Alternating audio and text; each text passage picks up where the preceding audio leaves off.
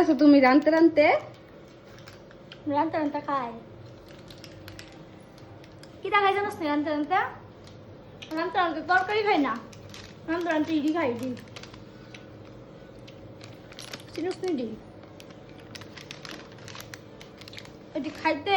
আমি যখন স্কুলে পড়তাম তখনও 1 টাকা করে আসলো এখন 1 টাকা ওই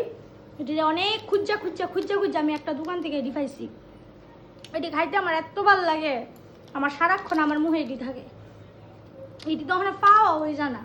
তোমরা বাড়ির দিকে এটি পাওয়া জানি আমার কমেন্ট করে কইও আর কার কার খাইতে এটি ভালো লাগে আমারে কইও